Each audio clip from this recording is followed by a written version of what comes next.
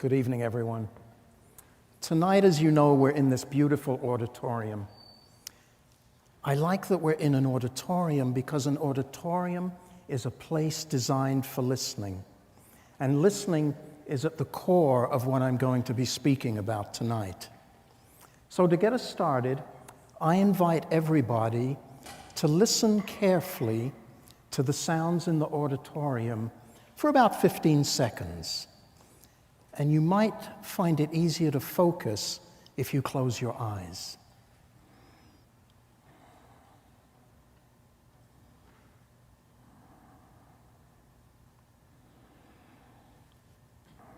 Okay, thank you. Now, I'd like you to contrast what you just experienced with what you heard when you first came in the auditorium this evening. Then you probably heard just a lot of random sounds, unless you were engaged in a conversation with somebody. You see, there's this important difference between hearing and listening. Hearing is one of our natural senses, but listening requires focus and attention. And because listening is intentional, we can either use it when there's something we really want to listen to, like a good story or an important conversation. And we can choose not to use it when there's something we don't want to hear, like my partner, Glory, telling me to get off my computer and come and do the dishes. But listening is more serious when we're in a conflict with somebody, and even more serious if we're engaged with an enemy. Now, as we grow up, we develop patterns of communication, of listening and not listening, speaking and not speaking, that we mostly learn from our families. These patterns are very difficult to change, and we don't see the problem until we end up in a conflict or a dysfunctional relationship, and we don't know how we got there. So what's the remedy? Well, back in the 1980s, I was a business manager at a retreat center called the Ojai Foundation. I was a rather uptight, sort of stressed out English kid. And not only was I uptight and stressed out, but I had very severe bronchial asthma. Now, one of the things they used to do there, and still do, is sit in a circle, pass an object called a talking piece, and tell personal stories. Now, to be honest, I thought this was the biggest waste of time ever. What was the benefit in sitting around and telling stories? I thought we should all be working more. I mean, I was the business manager. But the thing was, counsel was what was done there, and so I was obliged to participate, even though I was very resistant. It took me a while to discover that my resistance was really due to feelings of shame and grief about the state of my health. And these feelings had been stuffed away since childhood. But when I began to talk about them in counsel, I noticed that my lungs started to improve. Now, this was amazing to me. I would never have guessed that there was a connection between my physical health and expressing feelings. You know, I had a degree in electronics, not psychology. There's this wonderful quote in the apocryphal Gospel of Thomas, where Jesus says, "If you bring forth what is within you will save you. If you do not bring forth what is within you will destroy you." Strong words, but they were very true for me. Counsel gave me a place to talk about the things that were inside of me that needed to be spoken. It wasn't therapy, but it was very therapeutic. What is counsel? Well, very simply, counsel is the practice of listening and speaking from the heart. It derives from the ancient tradition of storytelling, when early humans would sit around the campfire and listen to stories. Stories about the origin of the tribe, where the good hunting was, what those lights in the sky were. In fact, research shows that our brains are biochemically wired for stories. We call it a practice because it's something we need to do regularly. We recommend you do it once a week. You can look on it as like a listening workout. And I use the term speaking and listening from the heart. The implication here is that we move from head thinking to heart thinking. Now, this sounds strange, doesn't it? We don't usually associate thinking with the heart. Back in the 1920s, the famous psychologist Carl Jung visited the Hopi out in Arizona, and an elder said to him, "You know, we think the white person is really crazy. The white man is really crazy." And Jung said to him, "Well, why is that?" And the elder said to him, "Well, the white man thinks with his head." And Jung said, "Yeah? But how do you think then?"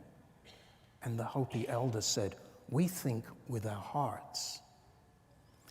You know, this could account for how crazy our world seems at times. Listening also has survival value.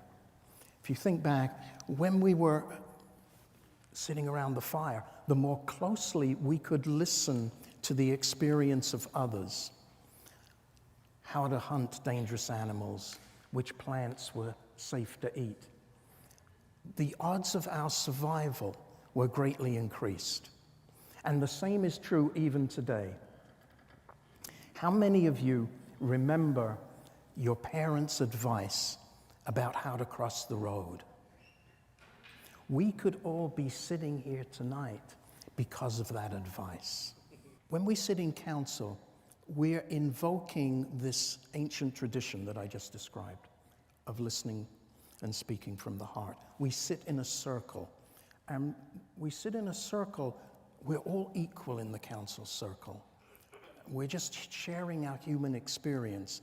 There's no hierarchy, okay? There's often a center, and in the center is a candle, not all the time, but quite often. And the candle reminds us of the fire. And there's something from nature which reminds us of our connection to the natural world. And very importantly, there's an object called a talking piece. The talking piece signifies who is the speaker. And it's the job of everybody else to listen attentively, even devoutly, as the Quakers would say. It's this attentive listening, this devout listening, that helps us develop empathy or heart thinking. And this is one reason why counsel has really taken off in the Los Angeles schools, because it's so closely related as a part of emotional intelligence. Counsel is in, I think, 15,000 students are now sitting in counsel weekly. And it's used in businesses, social service organizations, even prisons. Now, one of the places that counsel has had a very important influence on my life is in my relationship with my partner, Glory. We met about 12 years ago at a party, but I didn't want to just date somebody that I was attracted to. I had done that before, and it wasn't successful. This time, I wanted to start off on the right foot. So, second time we met, I fixed her dinner, and afterwards, asked her if she'd like to try something different. I had arranged a space.